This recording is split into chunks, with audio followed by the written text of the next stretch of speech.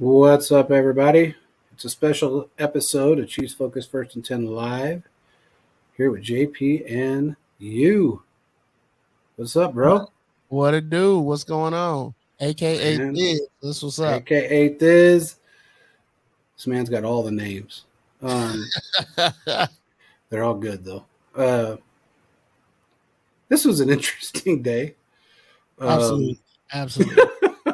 Absolutely. Uh, First yeah, of all, before we get into the news or whatever, I gotta say it's good to be the king. It's good to be the king. Then you don't have to deal with these problems. You don't have to yeah. deal with overcompensating. You don't have to deal with overpaying. You go to a garage sale and you pay pennies on you don't need it, so why in the world would you pay more than pennies on the dollar? Exactly. You know what I mean? Like it's just wild to me. But I'll let you break the news. The Ravens decided that in a desperation move that they would give OBJ $15 million on a 1 year deal. And I believe it's fully guaranteed. It's crazy. I'm not sure, but that's what I've kind of heard. Fully guaranteed. Now, that to me, thanks, man. Thanks, brother. We got Chief 60, what's it say? 65 TPT in.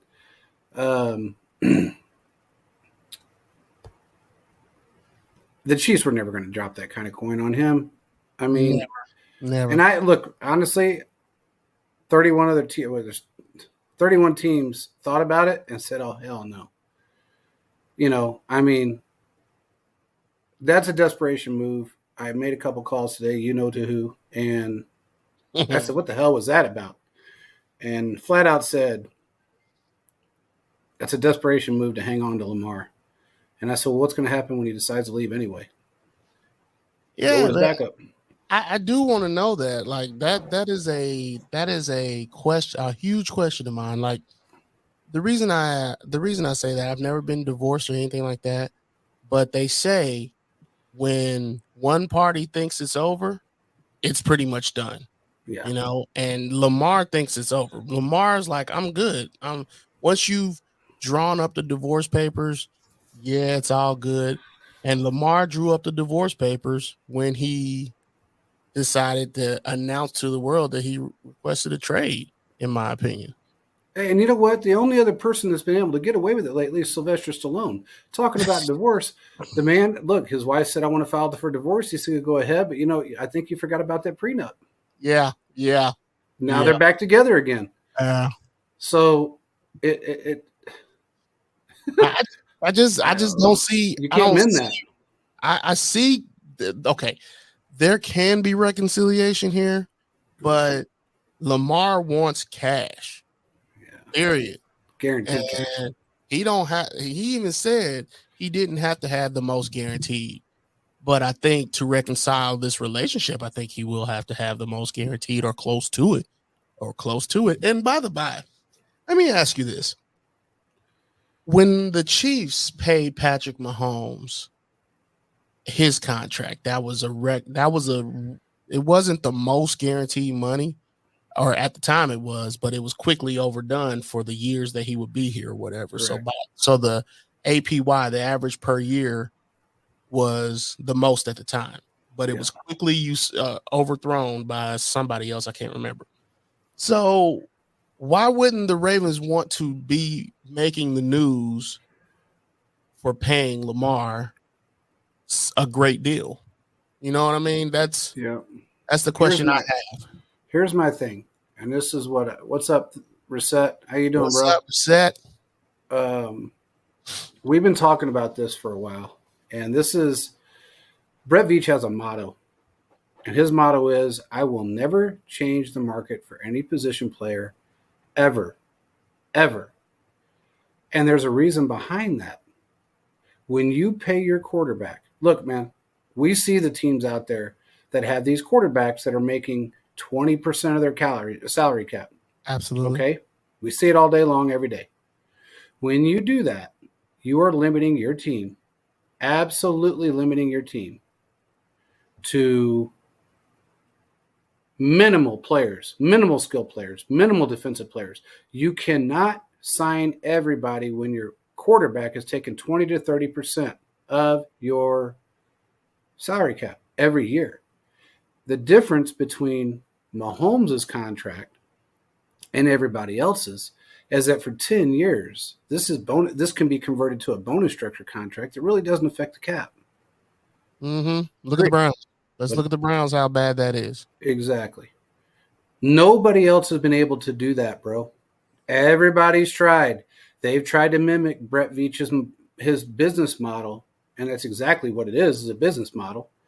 They have tried to mimic it, and they can't because you don't have the trust factor between the quarterback and the organization. You don't have the trust factor from the organization, coach-wise, to the quarterback, and you can see it with Josh Allen all day long. Look, this is one of the good things that he got, that Veach probably acquired or was able to learn from John Dorsey. John Dorsey gave out a lot of bad contracts, but he was willing to just cut bait and get out of there at any time.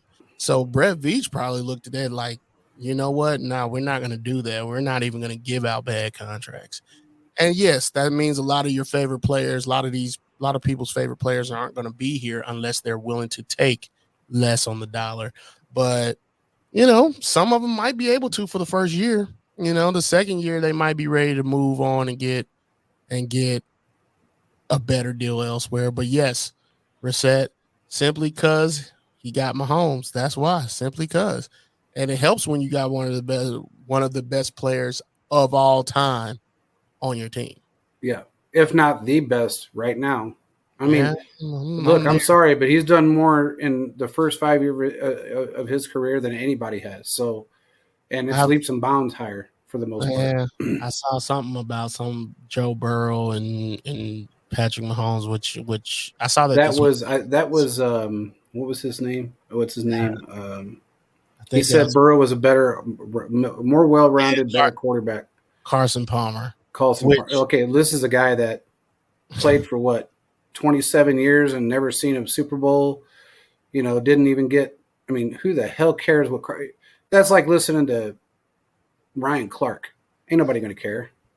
Well, Carson Palmer, I expect him to not have glowing remarks for Chiefs because he was a Raider at one point. Yeah. So I definitely. And wasn't he a Bengal?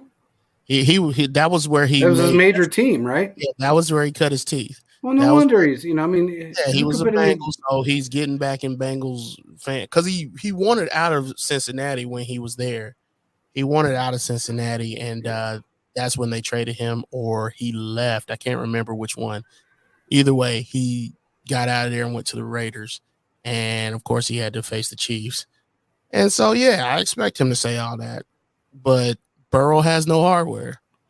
None. Well, none. Okay, he can have a Lamar Hunt trophy that 1 year. This is all when I think about that comment, that direct comment from Carson Palmer, this is what I think. Dumbass. Thank these. They call me dumbass. Play kind in stupid. That's what I think. Hey, because man, you had dumbass for saying something like that. That's kind of how I put it these days. Like I don't really go on try to put people under the bus because hey, your comments are what sets you apart from what everybody else does. And now that Mahomes actually has 2 Super Bowls, the one people like to debate whether or not, but he's got 2 now. So it's and 3 appearances. Amazing. It's just amazing. So what are we gonna say? What's he say? He said, "Yo, guys, I like when people talk this man." Yo, guys, I like when people talk this man Mahomes. Here, every single one of them. We need more of those. More gasoline for You're right. Yeah, I agree. Absolutely. All it does is just fires him up even more. Hey, really quick. now that we got off that dumbass comment, and then this crazy ass contract that should have never happened. Desperation contract for OBJ. Mm-hmm. Look, I'm not going to look. I'm the first one that's going to say, look, his pro day, he looked great. I'm not going to say he didn't, because he did. He looked fast. He was making cuts. He looked really good. He was catching everything, running routes. But that's different when there's nobody else on the field. Mm-hmm. Absolutely. So it is what it is. That part's over with. They made their bed. They got to lie in it. Who knows if he'll make it through a season? And look, from what I understand, he's supposed to be their number one guy. Yeah, you're going to bring him in as your number one guy? Okay, that's on you. Jerry Jones will bring in anybody, and he didn't bring in him. I used to be, when it first happened, when I can't even remember the GM's name that used to be for the Ravens. But anyway, when he retired, when he drafted Lamar 2018, that was his last draft. And then DeCosta took over. And then DeCosta started making all these moves, and I actually thought they were really, really good moves. And I was like, all the moves that he's doing for the first 2 years were moves that I would be advocating to do. But he's gone off the rails now. I ain't got nothing to do with that. He has gone completely off the rails with this OBJ signing, not paying Lamar, so forth, so on, and what have you. No thanks. I don't want any part of that. Yeah, he's like the rookie off draft day. Because I'm starting he's to the rookie GM off draft day, so he's acting like. I'm starting to believe that they're going to draft a quarterback. I'm starting to believe it, man. And they might. You know, it's stupid. It's dumb when you got now. Look, I understand. There's 4 injuries with Lamar. I get it. He sat out most of the season. Now, part of that season, he sat out because it wasn't really injury. It was just the fact that he just didn't want to play. That's it. And it's because of what they did. It's a result of a direct result of what their relationship. Absolutely. Basically, that divorce them papers were being drawn up for that divorce, and this person decided, I'm not going to be seen in public with you like that no more. We're not going to any events. We're not doing any of that. It's time to just call it quits with this relationship. So, I agree. Reset became a shitty franchise as much as their head coach. You know, the problem with Harbaugh is that he's very one-minded, narrow-minded. He's got visors on. You know, he's got those blinders on. All he sees is like this, and it's defensive. He's a defensive head coach that doesn't really see the offensive side of the ball because he still believes you can, you know, it's the 2000 Ravens that you can have a Trent Dilfer that can throw for 84 yards in a Super Bowl and still win. That's not how it works no more. I'm also wondering who he's going to have running back. Like, J.K. Dobbins is not going to last all season. No. You know that. No. You know, he hasn't done it in the league at all. So they got to get another running back. It's going to be – they still got a lot to work on before they decide. But, I mean, I guess I don't know what their cap situation looks like either. Here, I had their cap number. It was actually fairly high because they don't have a quarterback signed. Yeah, that's pretty. Yeah, I mean, that's interesting. So at the time, let me see. I'll tell you right now. Here it is, right here. Oh shit! Yeah, Reset. He did say that. It's like he won a Super Bowl. LJ said after he won versus the Chiefs, it was like he won a Super Bowl. But he really doesn't. He really doesn't understand what it means to win a Super Bowl because he's never even sniffed it. So there's a lot of red in their cap. Now, if they keep Lamar, on the tag, $32.4 million guaranteed money for one season. There's no dead cap there. Now there's no dead cap. Okay? He's not taking that though. No, but there's no dead cap there. Okay, now that's the. Let me move on. Ronnie Stanley. You said $32 million, right? 32,416. And that's if he signs. If they franchise him. If he signs a tag. Yeah. Now, Ronnie Stanley, $23 million cap number this year. Dead cap space, $35.7 million. That's their left tackle. That's the one that they got rid of OBJ for. Absolutely. And Now, that's Orlando Brown Jr., not Odell Beckham. My yeah, God. correct. Wow. So that would leave them in the negative of 12 million right there. Okay, we're starting off in the negative. Then you move on to Marlon Humphrey, 19.9. Dead cap space, 36 million. That leaves them another negative $16 million. My goodness. And I know what's his the other cornerback used to be with the Chiefs. He is now Marcus Peters. He's not. Yeah. He's currently a free agent. He is. Now looky here. You want to see something that's disgusting. I understand the contract to a degree because I think he's the second best tight end in football. And that's Mark Andrews. Mark Andrews, yeah. He's due $13 million this year. His dead cap space is 25.2. Yikes. And that leaves him at $11 million negative if they were to cut bait. Oh, wow. Every single one of these, every one, dude. The least amount of dead cap space is 0 with Lamar and 0 with Mullen because it's on it's $1 million deal. Yeah. Okay, so then you got here's the deal for you. The dead cap ain't so bad, but it throws them in the negative about $1 million. They got Mullen on $1 million deal. So if you look at their cap all the way down to the bottom, the least amount they got is $318 in dead cap space. I mean, in the negative. But there's not a player on this list that's not in the red. That's why they're banking. They're probably going to draft a cornerback in the draft. They're probably going to draft a running back, probably another wide receiver, and then a D lineman for sure. Because they let Calais Campbell walk, so they're going to need a defensive line. All of this has draft implications. That's why I'm bringing it up. Well, here, let me give you something else. Total cap liability, $226 million. Oh, Yeah, that's their total cap liability. You know, I've never really I've paid attention to the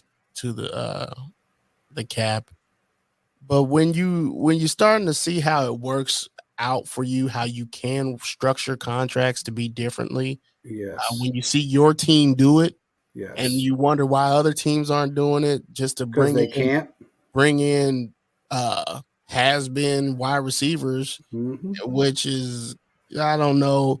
Like somebody on Twitter said that OBJ is elite. I can't call that. I think Cooper Kupp is elite, so I can't put OBJ in the same place as I put Cooper Kupp. Sorry, ain't happening. Hey, breaking news real quick. Sorry. What's that? Kingsbury is going to USC to work with the quarterbacks. He was supposed to go there before he took the job at the Arizona job. Yeah, he was supposed to go to either USC or the Rams to be the offensive quarterback. Well, it was actually USC and the Rams. He was making a decision between the two. Right, it was one of the two. Yeah, well, that's where he's at right now. Oh, well, so that's where he's going. Back to college. So here we go. Top 51 players out of that $226 million. This is Ravens. $208.9 million. We might as well say 208.10 because of $995,000. Reset says, "You guys stop it, please. The Ravens are a catastrophic franchise. I mean, I want you to understand the reason why we're doing this, bro, is because we want you to understand how good we got it compared to everybody else. Pretty much. Listen to this. Their team cap space right now is $3 million. $3 million. Oh, my goodness. Yeah. Offensive players, they got $128,493,000 wrapped up in them. Defensive players, $78 million. Special teams, $8.192 million. That's what they have wrapped up in the 2023 season, bro. And that's not lifetime cap. That's one season. If they sign Lamar to if they sign Lamar to a deal that he likes, then I'm sure that number goes up. But I don't think they will. They can't. I mean, there's no way they can. If they sign him to something right now, okay, that means this year all he would make is $3 million. And I think if we're talking about a lot of guaranteed money here, if we're talking about, I'm trying to think, close to 45 mil a year for 3 years guaranteed, do you think he would sign that? I believe he would. Let's say 45 times 3. I don't even do the math. What is it? 135 million guaranteed. Let's say 135 million guaranteed. I mean, I would probably say maybe. I just think he's pissed. I believe the same thing. But the thing about it is, when there's no market for you, when no one's willing to trade for you, it brings about a Your difference. value down too. Yeah, it brings your mind around a little bit more. And maybe you don't want to play for the Ravens, but you'll be willing to play for somebody else for the, for somewhere around the same price. Reset says look, what's Reset saying? How much they should pay if you want to go over salary cap. Oh, no. In the NFL, you don't go over salary cap. No, you do that. NFL, no. This ain't No. NBA. This ain't the NBA. No. You can't just pay royalty taxes to just say, hey, we're gonna go over this cap. And then you also got to realize the draft is coming up. They still gotta have about, and that's something that nobody has talked about. And if they plan on paying a quarterback, that's a lot of money. I don't know exactly how much cap space you need, but I think $6 million in cap space. You need about 8 to 10. If you have any first round draft picks, that's a good point. Let's just say first through third round draft picks, and you're going to pick from 1, 2, and 3, and then you got the other 4 rounds you got to go through. You need between 8 and 10 million. Yeah. And that's only if you have the median level picks 1 through 7. If you got extras or 2 first round picks, that's gonna be a big deal. Exactly. Now, who knows what they're planning? I mean, right now they don't have enough money to go to the draft. As it stands, now granted they haven't paid Lamar, but take Lamar's number out of there, then you can go to the draft. You take Lamar's 20 or 40, what is it? What was it? 32 million? Something like that, yeah. I think I said 32 million. If you take his 32 million out, 32.4, yeah, you can go to the draft. So either they've tried to figure out a way to sign him and be done with it, or they're just going to cut bait and let him go wherever he wants to go and sign with another team, which I would assume if they're going to trade with anybody, I don't know about you, I would say an NFC team that is struggling right now really bad for a quarterback. There's 2 of them. They all are. They all are, but there's 2 that are really bad. Yeah, they all are. There are no young quarterbacks in the NFC except for Kyler Murray, who is not going to play this season. That's the team that you got to look at. And I don't think they're going to pay for 2 different quarterbacks. No. I still think Atlanta should be a part of this equation. Atlanta should really consider bringing in Lamar, but they won't because they got Desmond Ridder. But I think they're going to realize Desmond Ridder did all right towards the end of the season, but he's not going to be the guy that they need to get over the hump. And then that means Arthur Smith will then be out on his butt because this is year number 2? Yep. And if he doesn't win this year in the NFC South, which is wide open, let's say, because there are no quarterbacks in that. Brady's gone.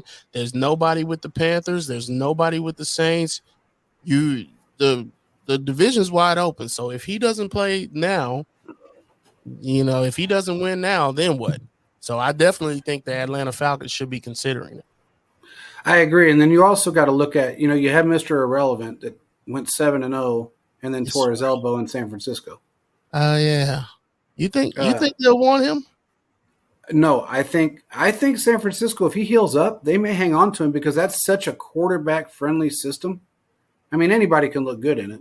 As well they should, and they've got 3 years of club control. But also, think about it like this. They ain't won a Super Bowl with any of the quarterbacks they've brought in. That's true, but if you can get a first-round pick Brock Purdy, thank you. Yeah. If you can get a first-round pick for him from somebody, who knows? Because Brock did his thing last year. I'm absolutely taking it, and they're going to take it. That basically not John Harbaugh. Kyle Shanahan is basically doing what Andy Reid did last year, or Absolutely. not last year, but Year before. years with the Eagles. Yeah, Years with the Eagles. where he can plug and play quarterbacks and then either ship them off or let them go live their lives, but they're not going to be the same without him calling the plays. Exactly. So, Now, if I was San Francisco, or I'm sorry, if I was the Ravens right now, this is my opinion. Now, this may be an unpopular opinion, but it's my opinion. If I was the 49ers, or I'm sorry, if I was the Ravens right now, I'd say, okay, here's the deal. We ain't got no money. right. So why don't I'll give you our first round draft pick and Lamar. You give me Brock Purdy on that rookie deal. 7th round rookie deal. Now he's got OBJ to throw to. They won't give up a first round and Lamar. No. I'm saying San Francisco give him a first round and Brock Purdy, and they get Lamar Jackson and call it a day. Because then they ain't got to pay Lamar. They don't have a whole lot of space. I guess they don't have a whole lot of holes to fill. They could pull some people off the street because remember, we're only just now in the second phase of, free agency. There's going to be players out there. There's still players on the street, running backs, things like that. What's up, P? So I don't know, man. If it was me, I'd be trying to figure out a way of working a deal out with San Francisco because they could get a quarterback that's good. I ain't gonna lie to you. I think they put too much.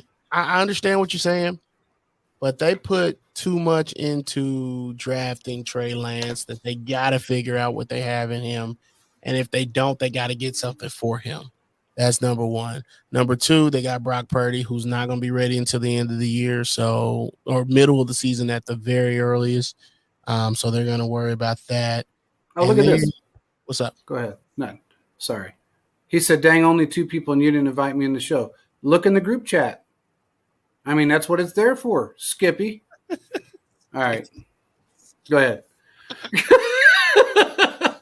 Hold up. Let me give Corey this because dumbass. Thank these. They call me dumbass. Play kind entertainment. Stupid. All right. That's for you. Love you. Anyway.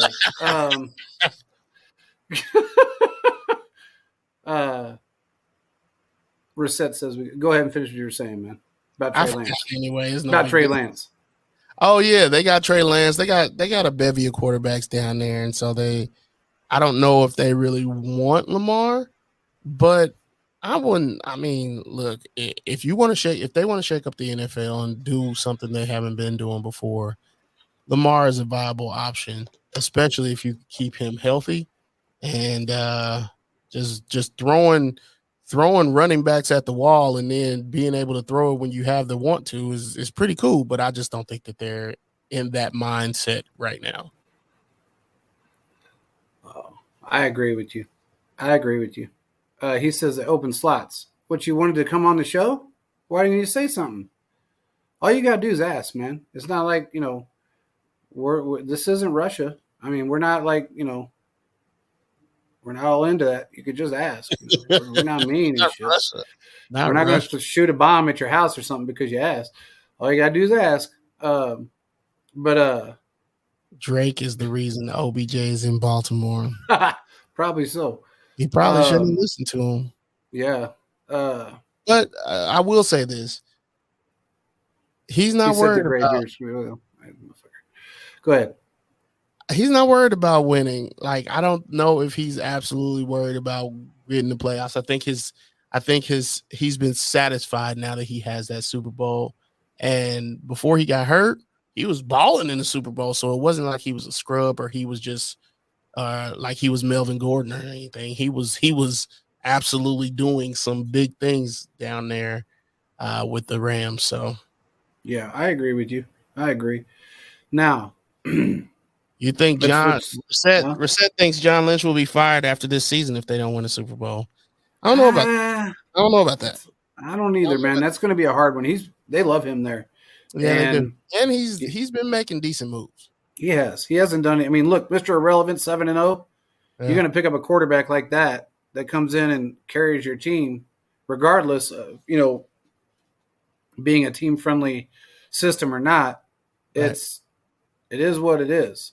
He also doesn't hand out many bad contracts. No. He's drafted decently. He's been to the Super Bowl in recent memories. Yeah. In recent memory, he's been to the playoffs in recent memory. NFC championship games. I mean, he made the trade for Christian McCaffrey, that ended up paying dividends, man. Paying dividends.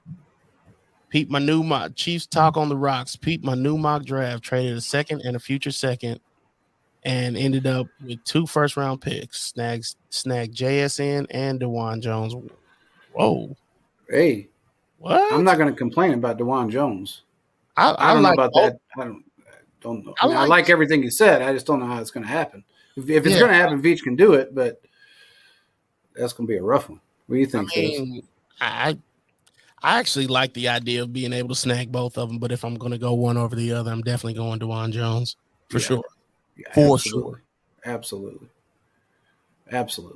DeJuan Jones, man, he's true. Man, that dude, he's like a damn jet. I'm serious, bro. That 8-foot wingspan he's got, all he does is lean forward and hold 3 guys. He just leans forward. And he plays with a lot of leverage where he's not. He plays very, very good leverage, and it's like he's a big guy, tall guy, but he's not 6'8". He's not easily toppled over. Like, no, he's very nice with his feet. Well, he puts a lean. I don't know if you've seen it, but he's got that slant. And when he's playing at a slant. So because of that height, and I think he weighs like 380, the way he slants himself. I was talking about this on a other show that I was watching some games after Quentin brought him to my attention. I was watching some highlights. Right. I mean, this dude, he had 2 guys in his grasps with both hands, and he was leaning like almost at a 45, and their feet are slipping like they're in sand or on roller skates. And then this other dude come around, his arm just extended, and he didn't grab him, but he put his hand out, and his hand was flat, and he stopped him, and it gave that quarterback an extra 2-3 seconds. I think he uses the other guys for leverage as well, but I'm gonna be honest with you, I wouldn't mind.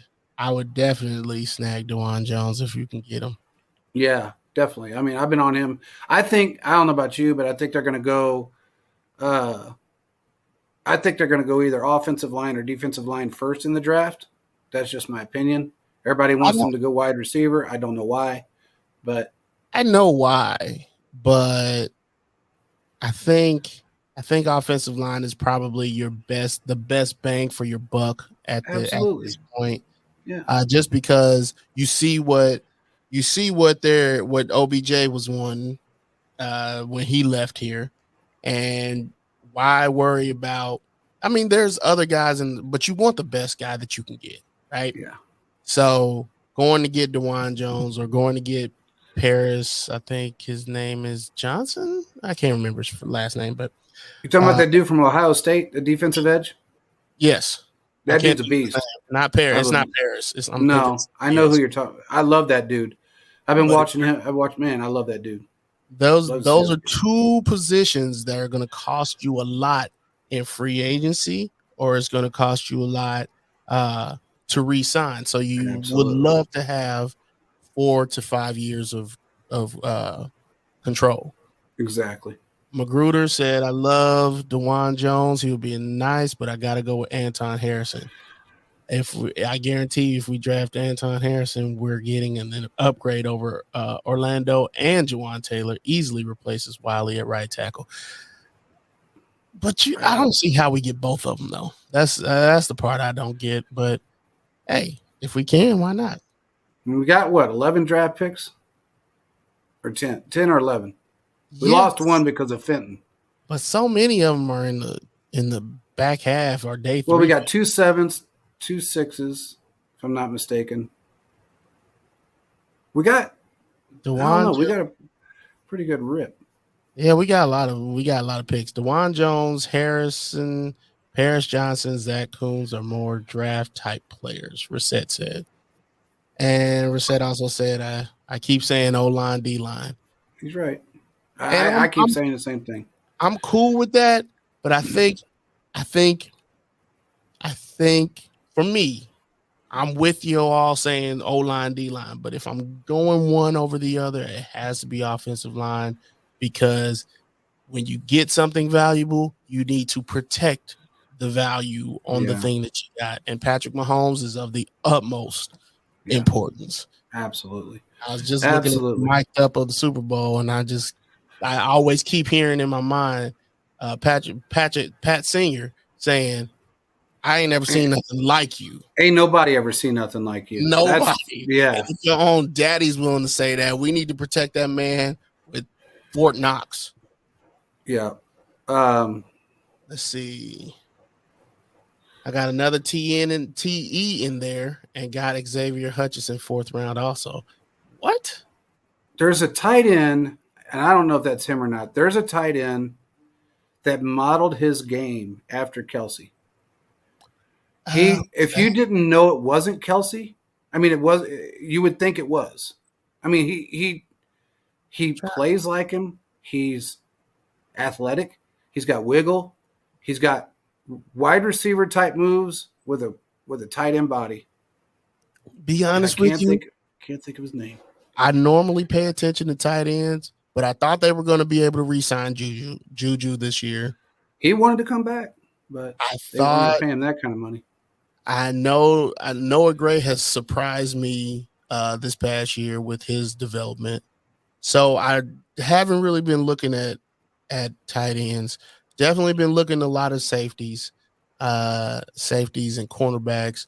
Can't think of the guy's name that I want to say, but definitely looking at safety and cornerback, just because I don't know if they're going to keep Snead or not. That hurts my feelings. Yeah, it does. It should hurt your feelings. It definitely should hurt your feelings. But I don't know how they could let him go, man. Well, look, man, I get the whole rotation. I get all of that, man. But you absolutely have to hang on to some of these dominant position skill players. It depends on the quality. It depends on what he wants to keep. And I think that has a lot to do with whatever Jones is going to end up signing for. But, you get your one payday, and then after that, it is what it is. So I think they might sign him to another 3-year deal, as long as he's not trying to break the bank. Hopefully they do. I hope they do too. I mean, I don't think he's going to. The one thing I've kind of learned just from the people I've talked to, most of the guys that have been with this, not these 1-year players, like Juju and guys like that, but most of the guys that have been with us for 3+ years, right, they have come to the conclusion that it's best to take a contract with a team that is going to take you where you need to be, where you want to be in your career, and not look at the fluff numbers. Because the fluff numbers, the Tyreek numbers, and that's exactly what it is fluff. It's marshmallow fluff with a cherry on top. You're not getting that money. Tyreek done said he's retiring when this contract is up. He's made that very clear. He is retiring. He's already got his retirement plans. He's got his shit in motion. He's buying a boat and going to cruise the world and going to be done with it. Whatever the hell his plans are, I don't know. Maybe he's going to Cancun it. I don't know what he's going to do. But he's made sure that he is not, he's made it very adamant that he is retiring when this contract is over. Now, does that mean he's getting another ring?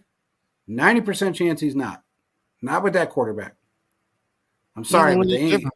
Even with a different quarterback, they ain't getting it. You're right. He's got to go. The AFC goes through Arrowhead, so every time, and that's fine. I mean, that's good. I'm glad he's got his life set out. I'm glad he's got everything set up for his life. He'll retire when he's 30 years old, basically 31. 31, and yeah, and that's young enough to do whatever you want to do the rest of your life with all that wood.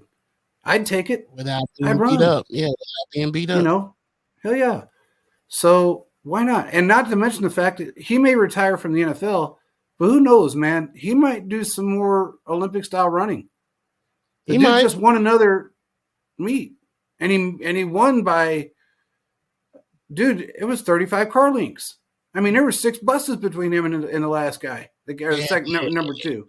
It wasn't fair. It wasn't fair. It was not fair. Look, yeah, Brissett 99%. He ain't getting a ring. I agree with you. Let's squash something real quick. What's up? Okay, we gotta get on something because this has been bugging me all damn day. Been bugging me since yesterday, really. So these comments about Justin Ross that have been popping up all over Twitter about the video of him out running routes and practicing. What the hell is wrong with people, man? Honestly, I'm going to throw up the video in a minute. I'm going to throw up the clip. I'm going to throw up the dumbass clip because there's some dumbasses out there. I'm sorry. I'm going to say it. It is what it is. They're saying, oh, he looks like he's running in sand. Why is he running so slow? Okay, hold up, fool. You expect this man that's not played with Patrick Mahomes, just coming off an injury, a severe one at that, and all he's done is learn the playbook. And now he's down there working out with Mahomes. You expect him to go 100 miles an hour, full bore, like he's playing in the game right now, with no rehab, no real rehabilitation when it comes to running routes, making cuts, doing all the things that you have to do to be a wide receiver in this league. Because one video came out and he dropped the ball and he wasn't going fast enough. These fools think that that's all he can do. You people don't know what you're looking at. I'm telling you now, if it's no difference than if you fell off the ladder because your wife made you put a light bulb in and you broke your damn ankle, and then as soon as you take your cast off, you're out running the 40. It ain't going to happen.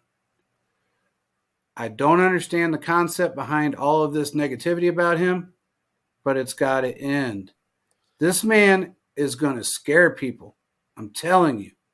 You know, I have my, what's the word I'm looking for? I have my setbacks on that. My reservations. My reservations. That's the word I'm looking for. I have my reservations on all of our wide receivers as a whole. But seeing after what Mahomes just came off of with 1 year with Juju and then Sky Moore, Kadarius Toney, Sky Moore, those are guys that really haven't. Sky Moore didn't contribute. This is his first year in the system. Going on his second. Kadarius Toney hadn't really done nothing in the NFL. Like seeing what has happened with those guys has really changed my opinion on how I think Andy Reid even approaches wide receivers. Because at first, Andy, no one was coming in here getting Andy's playbook the first year. There was only one guy that could do it and do it at a high clip, and that was T.O. Yep. Came in 1 year, got it down, got to a Super Bowl, messed his ankle up, and still balled out.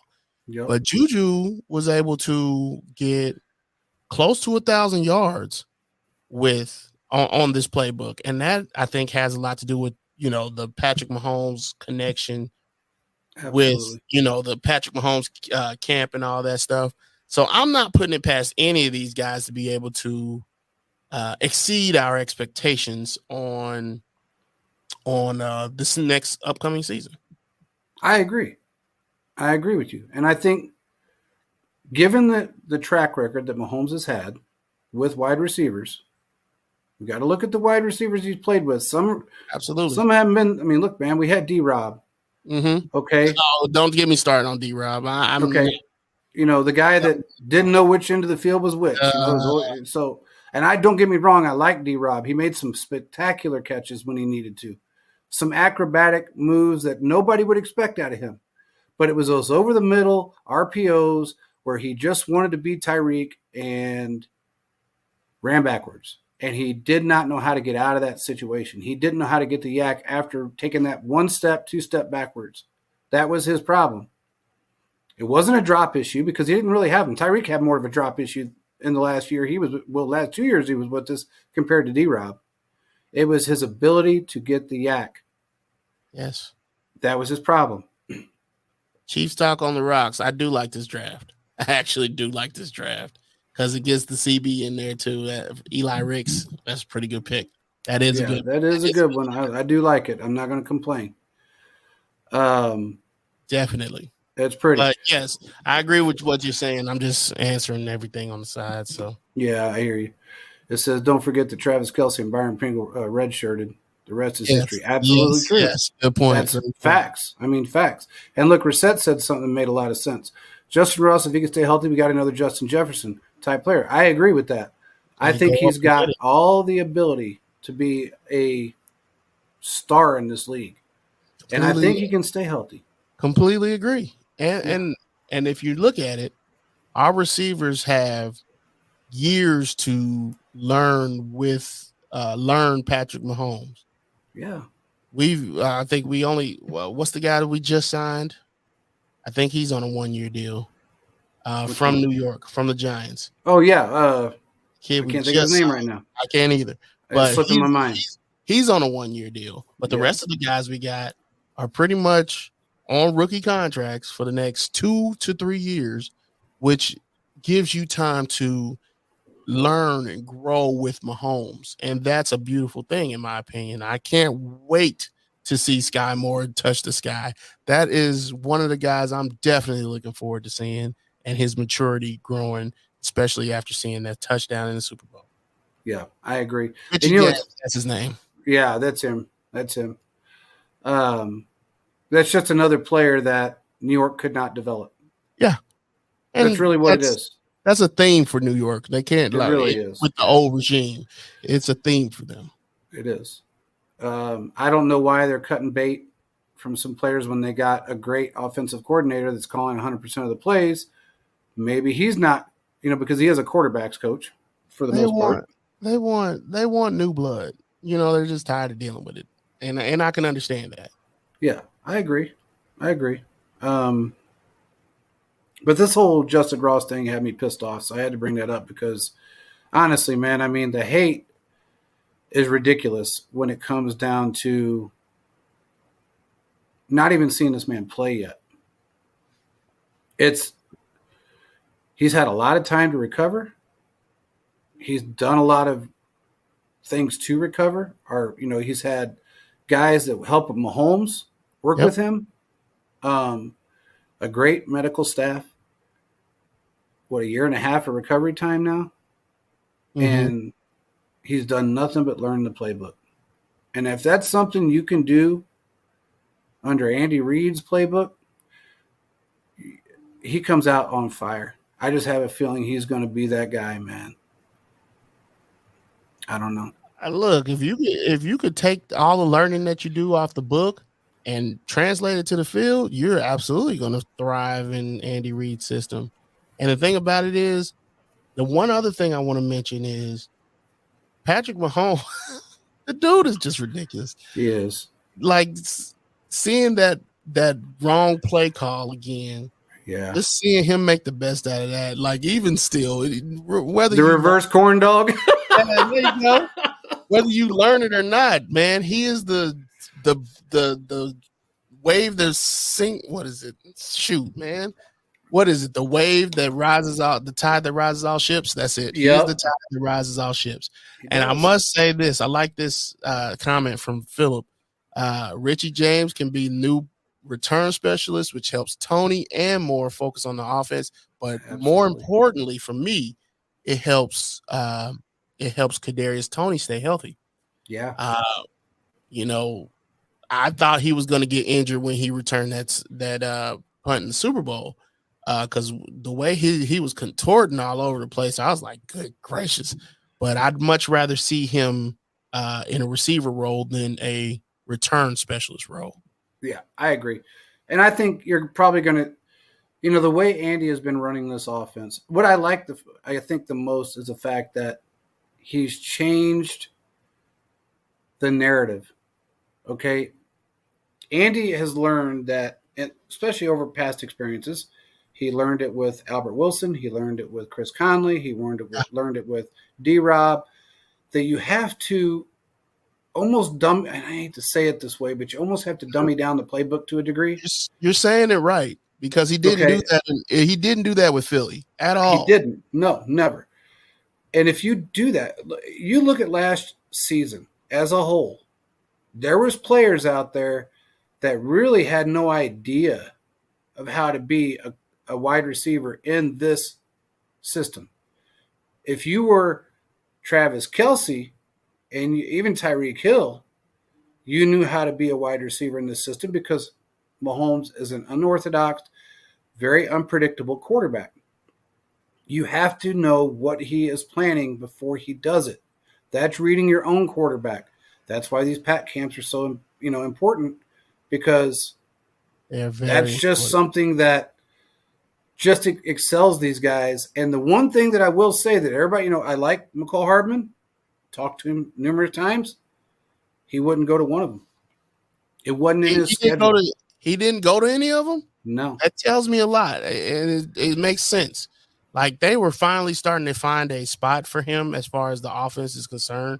And Andy Reid, they were finding a spot for him besides just being the jet sweep guy. But, contract ran out and it's not time. We're not about to sit here and re-sign you off of potential. And it is what it is. Yeah. Well, Magruder's got, I predict Justin Ross will have 39 catches, 516 yards, score 3 touchdowns in 2023. Hey, you know what? Those are realistic numbers. I like those numbers, and I would agree. I think I'm going to take the over. I like that it's a realistic number. Like, I do too. I do think we tend as fans to try to overshoot it just because it's Mahomes, and I understand that you decide you want to do that. But I would say the numbers are right where they're supposed to be. In fact, for me, I'd even predict it under just 440 yards maybe, just because I do believe Tony has that extra time with the team. And if he can stay healthy, I think he could really take off. I really believe that. I thought it the year that he got drafted with the Giants, and so I do believe that he could end up taking 1,000 to 1,100 yards, and Kelce gets 1,100 yards, and so forth and so on. So I don't know.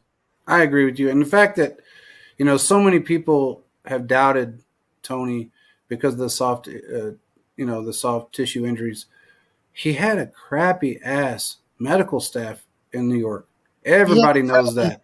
He had a crappy everything in New York. He did. I mean, and you know what? Everybody, and look, I'm not going to completely slam OBJ, because I am going to say this. OBJ, everybody said he was a diva. Everybody said he was this, that, and the other when he was with the Giants. Look, man, he didn't have it so good. He had a rough ride there, just like everybody else that has played under that regime, that ownership, I guess I should say. Sterling Shepard, all those guys. I mean, even wide receivers. Look how long it took. Look how long it took one of my favorite running backs in the world to heal up. I mean, I'm sorry, but he's right now. I think Saquon is probably top 2, top 3 running back in the league.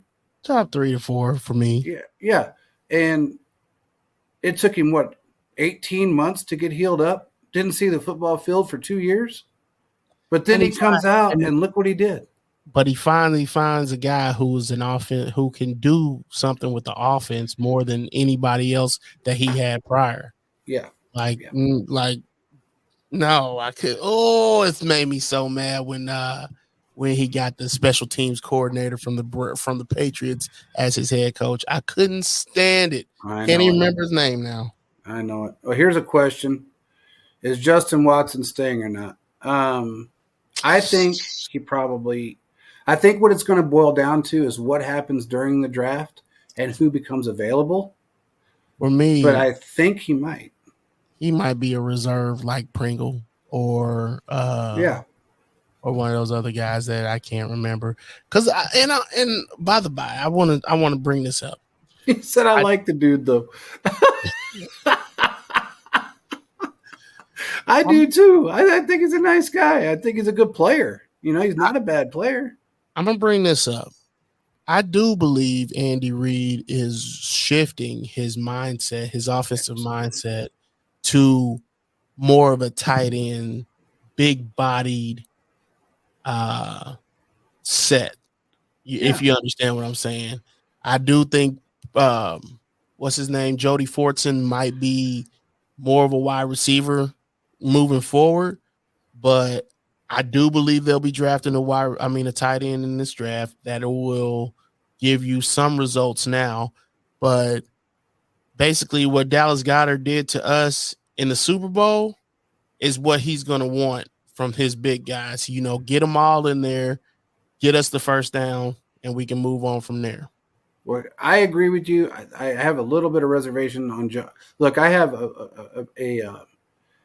I guess I'm a little bit biased when it comes to Jody. Yeah, Jody's good. Don't get me wrong. I'm not saying he's not. No, what I'm saying is I think because of my bias towards him, it came from that first preseason game that he ever played with us. And I don't know if you remember, but man, the dude just balled out. I mean, I looked at him and I went, holy shit, that's a star. This kid's going to be a star. And then the COVID hit, and we didn't see him in the second. Yeah. Remember? Yeah. I think that was Xander's first. That was Xander's first game. Yeah. I remember. So I'm thinking to myself, okay. And then we heard, and I know you remember this. It was March of that year that they were going to convert him over. Well, end of February, they were going to convert him into a hybrid player. Mentioned it on the show.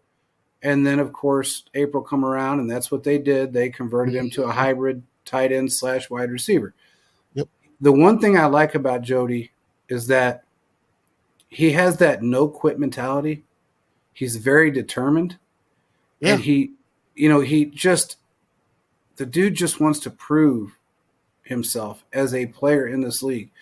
But his biggest attribute, not just that, but his second biggest attribute, I should say, is his ability to fight for a ball. The dude doesn't let up. And man, he's a hard guy to bring down. Yeah, he's a big dude. Old dude. He's more husky than I thought he was. When I say husky, I mean built than I thought he was. Yeah, he's ripped. For a guy that size, he's just big. Yeah. And he's just got so much strength in his legs and in his hands. I mean, the dude can catch a ball out. His vertical's insane. I mean, I don't know, man. I just think that if they could keep him, and I know that's why they didn't play him. They put him on a snap count for most of last year. Was simply because they wanted to make sure that everything that was going on with those soft injury issues were done. Right. And that's the best move. It is. Absolutely. You still got a lot of time left in that kid, and don't be surprised if he shows up and shows out this year. Oh, no. I wouldn't be surprised. Definitely. One more year in Andy Reid's system, one more year with Pat Mahomes, I definitely expect some improvement all the way around. Yeah. And those guys that don't, I pretty much think that they don't. I don't want to say it like that, but yeah, that's pretty much what I think. Like if you can't get it with Pat, I don't know who you're gonna get it with. That's the thing. I mean, look, man, you got a quarterback that not only is very patient with every wide receiver, which most quarterbacks aren't. They're arrogant. They're mouthy.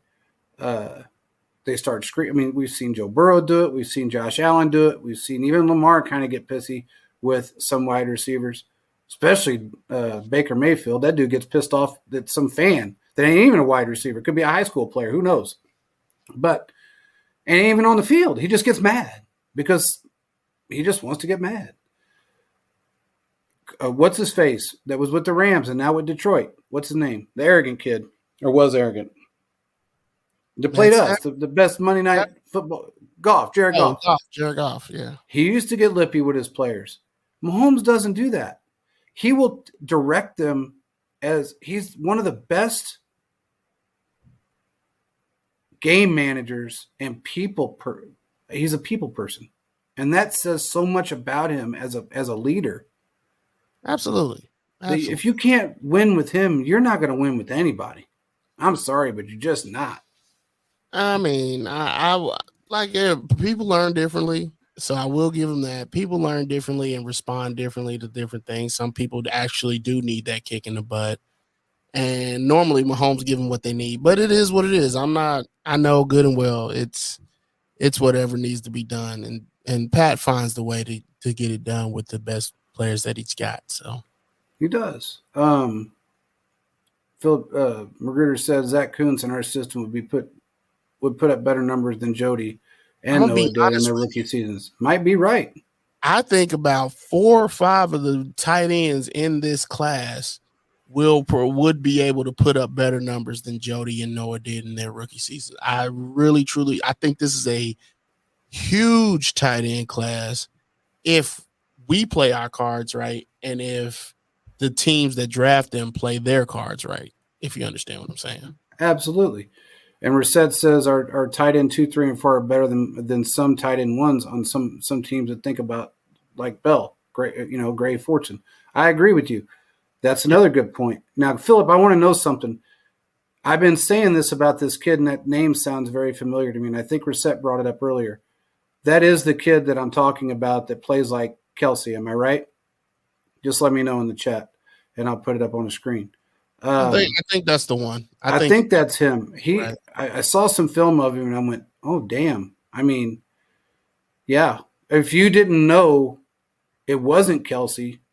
Oh, Dalton Kincaid. That's what I'm talking about. Yeah. That's the one I'm talking about. I think he'll be Kincaid. Oh, my God. He'll be gone before we get there. Everybody, I guarantee, because everybody's looking for the next Kelsey. And he'll be gone, and I believe, and I wouldn't be surprised if Detroit takes him. They got rid of what's the name and traded him to the Vikings. His name I can't remember, but they got rid of him, Hawkinson, and traded him to the Vikings. They need another tight end, and Hawkinson should have been close to getting paid, so they might get him. Denver could get him. Well, Denver ain't got a first round pick. What am I talking? No, they ain't got. Oh, did they get one back on that Bradley Chubb thing? No, they. Oh shoot, did they? I can't remember. I thought they got one back. I know they got 4 picks back total with all that trading they did in the middle of the season, but I don't remember if any of them were first round. Good question. I have to find out. No, they were still talking about trading a wide receiver. There's no reason why they would trade a wide receiver. Yeah, Kincaid is far from us, but he is far from us. I mean, it'd be unless this is somebody that Veach. That's the reason I want him, Philip, because he blocks. He's a blocker too. He's one of those guys that you wouldn't have to put in much work to train him on how to do it. Yeah. So, yeah, I agree. But you never know what Veach is going to do, man. I mean, this dude's got. Sometimes he will sign a player, whether it be free agent or whatever, just to make that trade. Darnell Washington is a draft crush for me. Sorry, just for me. Yeah. He's a draft. He's one of the guys that I think that is right in our wheelhouse, right where we would take him, right where we could take him, and then also still get a left tackle for the future. Yeah, I agree. Absolutely. But I don't know. I mean, again, we don't know what Veach is going to do. This man's got he will sign players to the team just to trade him. And I've seen him do that in the past. So what's to stop him now? And also remember, we still have to worry. I mean, we don't have to worry about it, but we still have a player that we can trade off and will be traded off. And that's Clyde. Oh yeah, Clyde. I thought you were about to mention, I was like, you said will be. That's what threw me off. The cornerback, Snead. Oh, Snead. No. I'm kind of worried about that. I do think that drafting a cornerback in the first 3 rounds is an option for them, especially if somebody comes to calling for Snead and wants him bad enough. I do believe that they'd be willing to do that deal, but it depends on the draft compensation. Yeah, I agree. I think I don't think Snead's going anywhere. I I just hope don't. not. I Yeah, hope I don't not. think I don't want anybody to think they know. Yeah. I don't want anybody to think I want him gone. But even if he doesn't go, drafting a cornerback safety hybrid is still not out of the question. Even though we got Odu from Tampa, it's still not. It's still an option. Still, Yeah, I agree. I don't know. Veach has been really silent, which is strange to me. it's maddening almost. It is because you know as well as I do. Usually, I find out certain things, and these last two pickups, I said on a show before, he must be sitting like in a village somewhere that you can't even consider getting internet, and there ain't a satellite above it because he's not talking to nobody, and it's crazy to think that he's not bringing up one player that these people that you don't assume are coming in, and that's pretty amazing to me. It reminds me of 2 years ago when he came out with and he got traded for OBJ. Like it came out of nowhere when it happened. It did. You know what was funny? Do you remember that though? Because I said we were going to trade for him, and everybody said, "You're out of your mind. We ain't trading for OBJ. There's no way we could get OBJ." I did not believe we could get him. Like I didn't think the Ravens were going to let him go, considering he was a right tackle, no matter what he said, because he's still on a rookie deal. So you don't have to get rid of him. No. So I thought they were just going to push him over to right tackle, no matter what he said. But you said he was coming. I said, okay. Hopefully hopefully in a passing system. That's what I was more worried about than him being in a passing system. But Philip said, just draft Jartavius Martin from Illinois, pure slot corner. I like Kendall Fuller. You move Snead and McDuffie on the outside. That helps Snead for the future. I agree. Jartavius, he's like the number 3 guy that I would draft. I can't think of the other kid's name. He plays like that slot, that's corner safety hybrid, and he's not from Illinois. But I'm trying to think of what school he's from, but it doesn't matter now because it's a slip in my mind.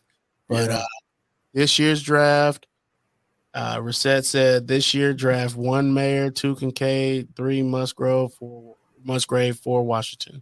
So, I mean, man. You got people out there that still believe that the first 4 picks are going to be all quarterbacks. That's him, Brian Branch. That's the one. That's the one I'm looking for. I said a bunch of things, but that's the guy I'm looking for right there. So, he is, and he's got carrier pigeons bringing that. Yeah, I'm telling you, there's something going on with Veach that is never really. He did it 2 years ago, like this said. I was still getting information, but it wasn't nearly as quiet. But I kept my mouth shut. I didn't say a damn thing. I mean, I would give hints, but I didn't bring it up to. I know Philip loves Jordan Battle, but I didn't bring anything up that would get us, would like go out in the airwaves and get everybody wanting to draft. This year, Veach has just been extremely quiet. Too quiet. I don't know what's going. I mean, I do know that he wants to keep everybody on their toes, and that's when the draft's in Kansas City. First time. You're trying to, really build. You just lost 4-5 players that you didn't expect to. Well, not that you didn't expect to, but you knew may not come back. You got to make sure you're on your toes and fill this roster correctly. And I think he's done a pretty good job thus far. Now we got to see what he does in the draft, and then also, Veach is pretty good about drafting people he can trade too. Mm-hmm. So I'm trying to figure out where he's going in my own mind. Like, I don't think he's gonna go left tackle. I don't think he's gonna go cornerback. I don't think he's like, I'm trying to just read the tea leaves, and I just can't. He's gonna come out of nowhere with this pick because this team has no glaring needs. It just doesn't. No, there's nothing out there that says we're in trouble. Right. I mean, I guess that's the only way of putting it. You can't say that we're in trouble with anything right now because we're not. I mean, no matter how you look at it, we're really not in trouble. He said Phillips said he thinks he's going left tackle. He might. I mean, I You wouldn't. think he's going left tackle with the first pick in the draft, or you think he's going left tackle with the out of this world trade that he's going to do? Because I think that's a difference. Yeah, I think both are an option. Yeah, I mean, he could trade up, he could trade down, he could trade players, he could make moves. You don't know what this man's got up his sleeve. And look, he's always 5 steps ahead. So whatever he's planning on doing in 2 weeks, basically 2 weeks from now, he's already talked to 5 other GMs, 10 other GMs, scouts, head coaches, whoever it may be, and he's already got stuff in motion. He does, for sure. That's crazy. That's crazy to think about, that he could get away with that kind of shit. Nobody else could do it. Paoli, he would cut bait unless he's not Paoli. I meant Paoli and Dorsey, man. Those are like the years of just I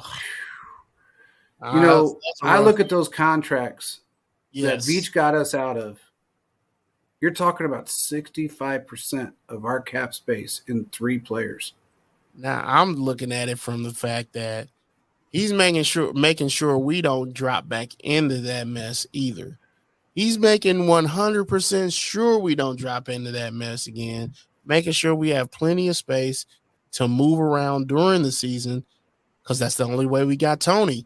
That's literally the only way we were able to get Tony, and with the draft picks and the paying the player. So it's by the way, better. Anybody that remembers, Veach wanted Tony in the draft. So did I. And he is the full circle guy. He's the 360 guy. If you go after, if he can't get somebody in the draft and he sees them go to a team that he knows they're going to fail in that system, he's going to end up with that player. And he's done it, 4 times now? That I know of, at least 4 times? I'm thinking 4 times. So, I don't know, bro. I mean, I think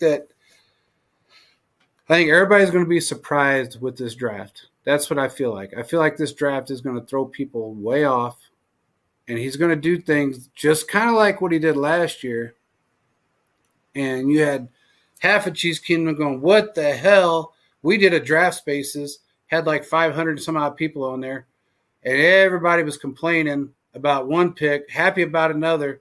And then I was excited. I was ecstatic. And, man, I sat there waiting for Sky Moore's number to get called, because I wanted Sky Moore on our team. And there was a reason why I wanted him on our team, because I watched him do phenomenal things in college, and I knew he'd fit within our system, and he would learn it.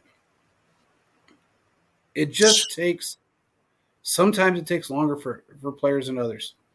Yeah. It just is what it is. But he came through strong in the Super Bowl.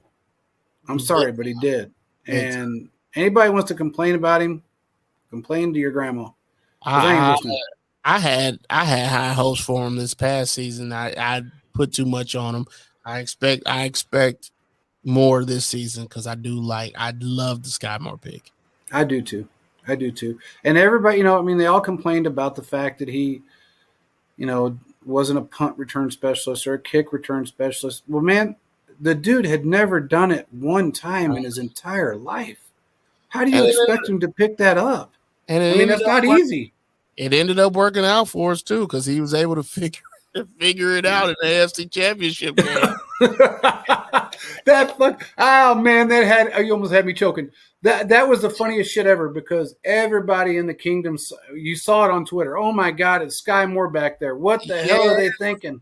And I ain't gonna lie, I had jitters myself, so I can't blame anybody else for having jitters. But when he picked that shit and ran it back, I'm like, hell yeah. Yes. And then, looking at Tony and what he can do, from what I'm hearing, they're considering him as, quote unquote, the number 1 wide receiver.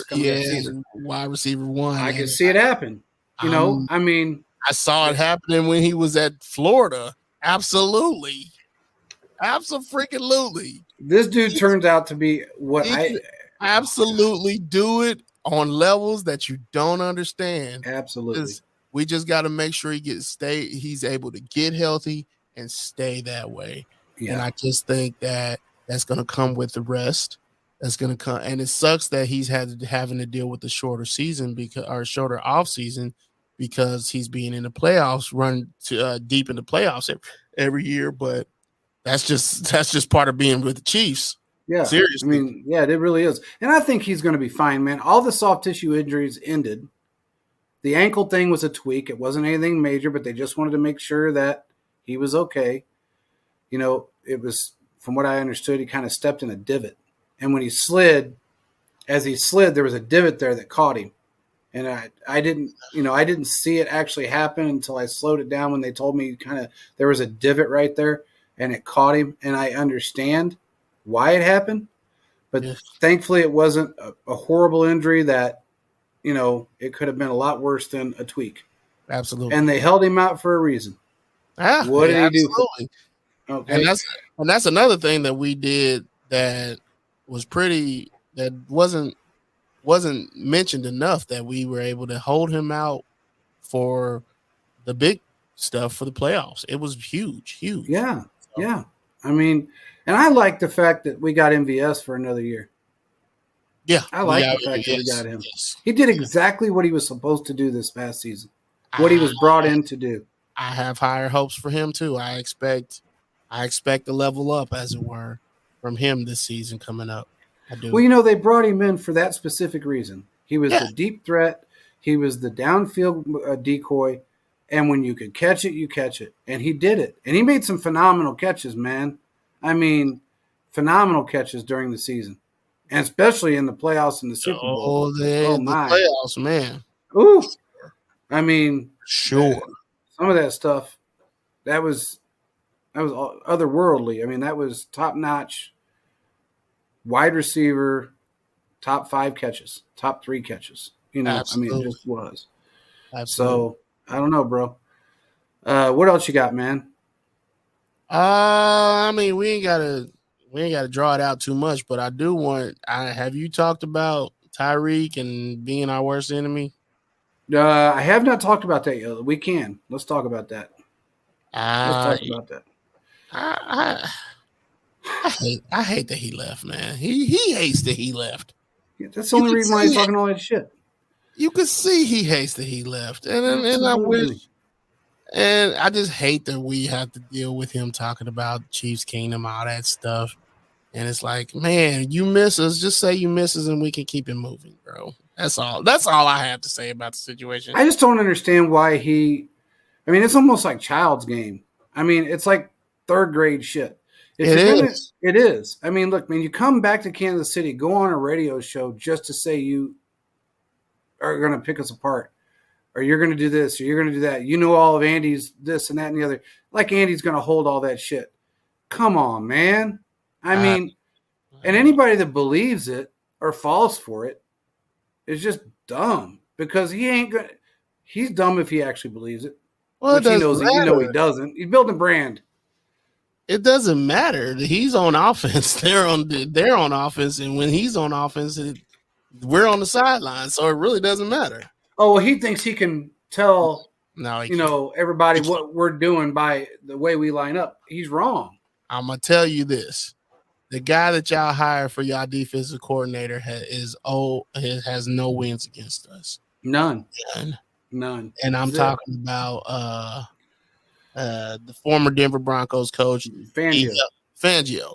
He helped the Eagles with their defensive game plan. No sacks in that. Let's just throw that out there. Yeah, 0 sacks. Oh, yeah, and by the way, let's add in 6 pressures. 6. So I'm just saying, like, that's Tyreek misses us a lot, more than we miss him. Let's be real about it. True. I mean, and no doubt we do miss him, but we're wiping our tears with Super Bowl stuff, Super Bowl gear. Look at this one. I ate too much and now I need a food nap. Man, at this point, it's not a nap; it's a sleep. Yeah, man. What's wrong with you? I mean, you're 2 hours ahead of me. Man. Man, Corey, It's not a nap; it's a sleep. that nap will turn into I wake up at 4 or 5 o'clock in the morning and wish I wouldn't have fell asleep this early. There you go. But hey, take a nap. Do what you got to do. We'll talk about things while you're off. You'll miss out, but that's okay. Anyway, Tyreek has to get over himself and get over he's got to get over a few things. I am not going to bring up things I know. Uh-huh. I've talked to you off air about this, but I am not going to bring that up. I will say this, that it was a mutual parting. And if he decided at the end of his contract to come back right now, the Chiefs would not take him back. Or at the end of his contract. I don't think he would. I don't think they should. But They wouldn't take him back. I mean, they just wouldn't. Not even if he didn't say any of this shit. If he left and he was the nicest guy on the planet and said how great everybody was and didn't pull all the stuff he pulled, they still wouldn't bring him back. I'm just telling you. It wouldn't happen. There's things that I'm not going to bring up, but I'm just telling you, he made mistakes, and that's all I'm going to say. And that's okay. Like that, and that's cool.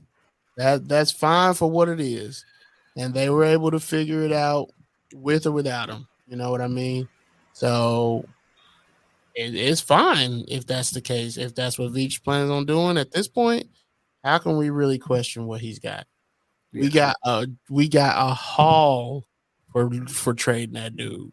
Haul, complete and utter haul. I don't remember who was the best. They said that probably was the best as far as compensation, but there was one other trade that happened, and I can't remember who that other trade was. They said it was comparable to. Philip would probably know. I can't remember, but they said it was comparable to one other trade that went on. In Chiefs? No, I don't think. Well, not Chiefs, but another trade that happened that it was comparable to. The Eagles. I mean, the Eagles. The Dolphins paid too much for Bradley Chubb. Now this was another 5. It was similar to like what went on with Tyreek, and I can't remember what team it was. I can't remember anything, but they kept saying it was like that style of trade. I think it was better than that trade. I think it was probably the best compensation anybody's ever gotten for a player, given the fact of what we ended up with at the end, the Super Bowl ring and a bunch of great players. So if you can trade 1 for 5 and have more productivity and end up with more yardage and touchdowns and a Super Bowl ring, you did something right. Absolutely. So, and look, man, they did give him an option. I don't know where he came up with this Cleveland Browns bullshit. He's talking, I was going to go to the Browns. Nobody ever – first of all, they didn't have the draft capital to trade for him. That's what it was. Thank you. Oh, that's what you were talking about? That's the one I'm talking about right there. Sorry, I clicked the Herschel Walker trade? Yeah, they did that was 10 trades? 10 picks, something like that. I can't remember. It was a crazy amount of picks, yeah. But I think compensation-wise, I guess value-wise, this is better. Brian, how many picks was it? Do you remember? I can't. It had been a long time. Herschel was Herschel, though. I mean, and now Herschel's, who knows? Yeah. But hold on. Ain't he running for ain't he trying to be a senator or something? I think he won. He was running, and then some kind of scandal shit came out about him. Having a baby, or I don't know what it was. He had some kid. I don't know, some crazy shit, but you know how it always is. But he might have won that. I don't know if he did or didn't. I can't remember where he was running at. I just kept seeing him on the news, and then all of a sudden the scandal stuff came. It was 5 picks, yeah. But we got better compensation than the Herschel Walker pick, in my opinion. Just because, or the Herschel Walker trade. Right. Because look what we ended up with. I mean, we're in a much better position than, Minnesota was. Minnesota for sure. Yeah. For sure. So I'm just gonna say Dallas. I don't know about Dallas, but yeah. But it's crazy to think that you can trade off really honestly is the most dangerous wide receiver. I ain't gonna say he's the best because he's not. But he is the most dangerous wide receiver in football.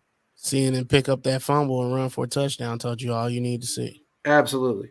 So you trade a guy like that, it is what it is. I mean, You get what you get, and we capitalized off of what we did. So I have no doubts in this team anymore, man. Do you remember the days, Diz? You remember those days when we would be sitting there and we'd be like, "Oh shit, we just made it to the playoffs. Okay, great. We got to get past that one." Yep, I remember them like they were yesterday. Oh, man. I can't believe that it took. Look, when we drafted Patrick Mahomes, I was expecting better quarterback play. I wasn't expecting anything more than just having a better quarterback, somebody who could throw it to anybody. Little did we know, we got dang Hercules throwing the ball, being able to play through injuries, and he's now the best QB in the NFL, and he's arguably been that for the last 3 years. Yeah. I never asked for that for this team. Never. I just wanted a QB with better talent and better leadership skills. And we got that plus some. I don't know. Look, I don't know what we did right to get this guy, but I'm happy we did it. Whatever it took, I'm happy we did it. You know what we did right? I'm going to tell you right now. So much agony and defeat. And I think, that was a lot of it. When you go through, I'm older than everybody, but when you go through 50 years of this misery, and then you go through half the 80s, that was just pure Todd Blackledge dog shit. And then you go through the 90s, where you're almost there and you're standing on the field and you watch these guys cry because they fall off in 93. Hell, I was crying. And then all these years we got close, and had some of the best players in the NFL and couldn't get there. Then you went to the 2000s, early 2000s, and you had, your Priest Holmes, and you had the offensive line that was just. Oh, that 2003 year! I thought that was. I thought that was us. I thought that was us. You got all those years that it just seemed like we had it. We had that in the bag. When I heard that we were drafting a quarterback prior to the draft, they wouldn't say who it was at first.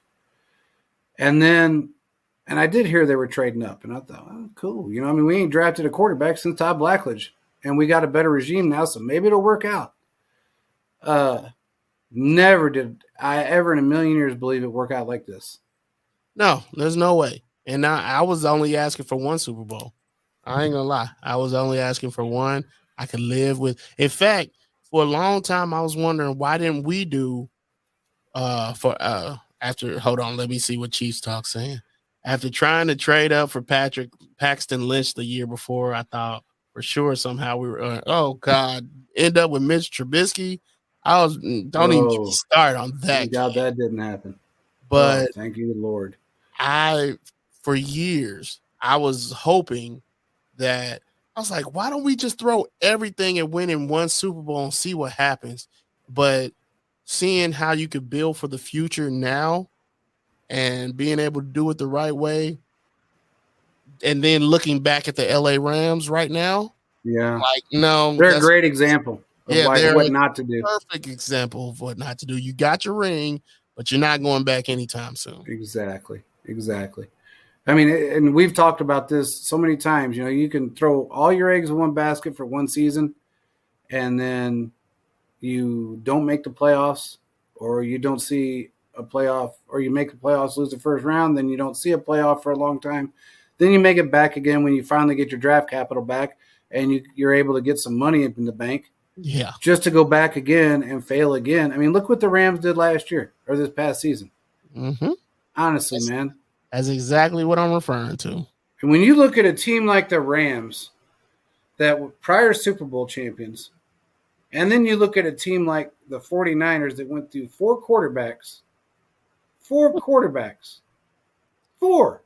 Yeah. and still played better than you Which, by in the all way, aspects. which on a very side note, they went through 4 quarters. Yeah, that's a funny. That's funny. That's a funny comment right there. God, that's comedy right there. Why didn't San Francisco get another quarterback besides the other kid that they put in there? Why didn't they bolster their quarterback room? Because they have, I don't know what it is about the Shanahan system, bro. I don't know what it is. But for some reason, they just have the ability to make every quarterback look. Because Shanahan's a freaking offensive genius. That's what He really is. is. There's no doubt about it. But damn. He is. I He mean, made Matt Ryan look like an MVP for one singular year. So yeah. I have no faith in Matt Ryan at all. So just seeing what he did with him has just been amazing to me. But Yeah. if that's you think the they case, would have filled the room up a little bit more, but I don't think nobody would expect you to end up with your 4-string quarterback. but at the on the end of the field. season, what's his face was injured, and so was Garoppolo was injured, and so was their number 2, Trey Lance. So I would have added somebody else. Just one guy would have been. They could. I guess they could have brought somebody in, but I don't know where they would have got him from. That rookie. Well, that's the question. You would have had to bring him in, but that's probably the reason. I don't know. I was a little surprised about the 4-string quarterback. Okay, I mean, yes, he's a rookie 13, too. 14-year. No, he's not a rookie. He's 14-year veteran. Hold on. What's his name? I can't even think of his name. Nobody knows it. Nobody knew it until my mind keeps saying JP Lossman. It's not JP. No, it's this. Nobody really knew this dude's name until he played that in that game. I mean, nobody remembered he was in the NFL. Yeah, I definitely didn't. Whoever's on there, please tell me who it was because I can't think of his name. One of you guys. But nobody would have expected him to be their 4-string quarterback because honestly, he'd been in the league for so long and he was talk about Mr. Irrelevant. That dude was irrelevant. Yeah. And then he got a concussion.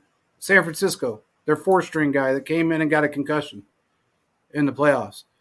Then they put back not Stidham. Not Stidham. I'm looking. The hell was his damn name?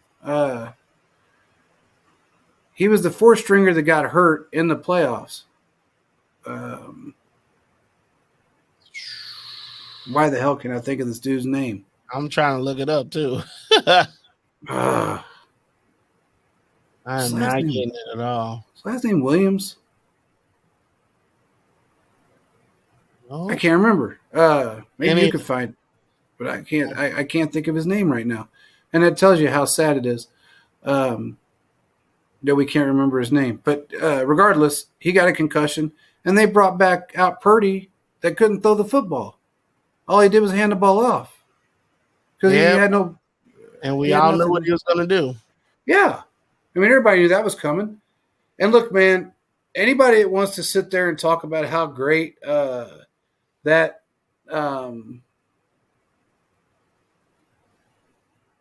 defense was of the Eagles.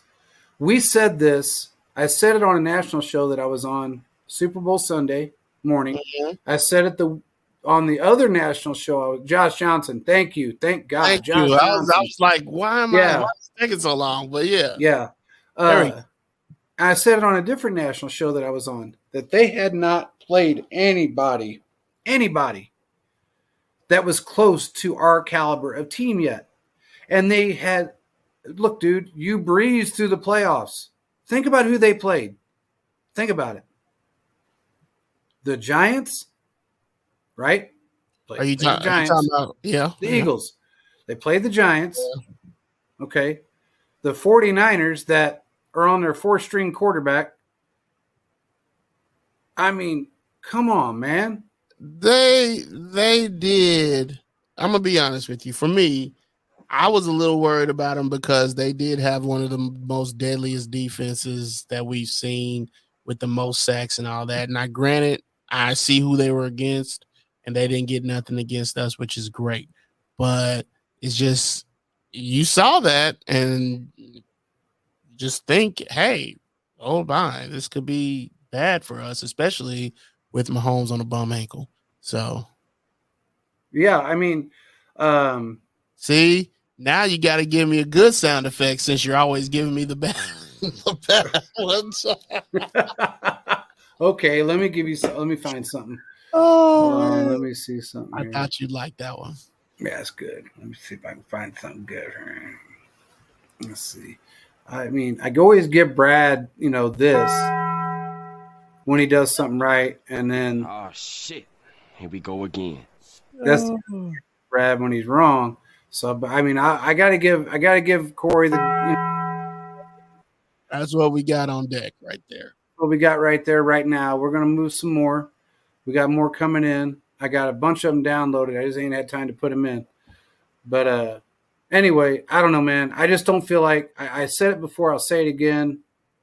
And believe me, I was on a show where I had to sit and watch Eagles like podcasts say how the Chiefs haven't played anybody like them. They got the best defense. Their defensive line there's nobody out there as good as them. Blah blah blah blah. I mean, it was a bunch of blah. And I was giggling, and it was sad because thank God they couldn't hear me because I was giggling, but I was taking notes. So when my segment came on Super Bowl Sunday, I worked with the Giants, one of the podcast hosts, a good dude, Average Joe's podcast.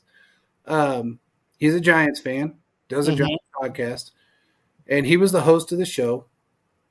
And the questions came out. What are we going to do to win this game? How are we going to win this game? What makes us think we're going to win this game? And everything I mentioned was exactly what kind of happened to a degree. Now, I didn't expect, I'm going to say this, I did not expect them to score as well as they did. I didn't. You didn't expect I didn't expect the Eagles to – no, I did not. I did just because of the running aspect of it. And when you quarterback – we shut that down. We didn't shut Jalen Hurts down. No, he was the only one we didn't shut down. That like I knew we could shut down their running back whose name escapes me. He's now I think with the Panthers, but I knew we could shut him down. But when you expect your quarterback to throw the ball, yeah, Jalen Hurts was going to be the guy that we worried about. And that goal line offense, man, that was unstoppable for us. Well, and here's the thing: when you're talking, and look, they're getting rid of that. So that little shit, man. Thought they held that off for a year. No, well, they maybe they did, but I did hear that they were going to stop the tush push, if you will. Well, yeah, they got it. They need to stop that. But if that's going to happen right now, if they stop that, Jalen Hurts. Look, man. Look how many first downs and touchdowns he scored, and look how that bolstered his game for the entire season. Well, if you get away from that and you don't have somebody shoving you, a 340-pound guy grabbing your ass cheeks and throwing you over the line, what you gonna do? Oh my goodness! I never got you a banner, a Chiefs Focus banner to do live shows at the stadium. How many times did you go to the stadium last year, Corey? Tell me the truth. How many times did you go to the stadium? All right, I'll wait for the answer. I know you're going to the draft. I'm supposed to go to the draft. We'll have to see how that happens. But we got guys going to the draft as well. I mean, we got 2-3 other guys going as well. Yeah, I plan on being there, bringing a kid or whatever, which I'm super looking forward to.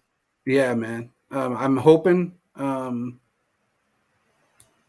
know you got season tickets, but how many times did you go to the games?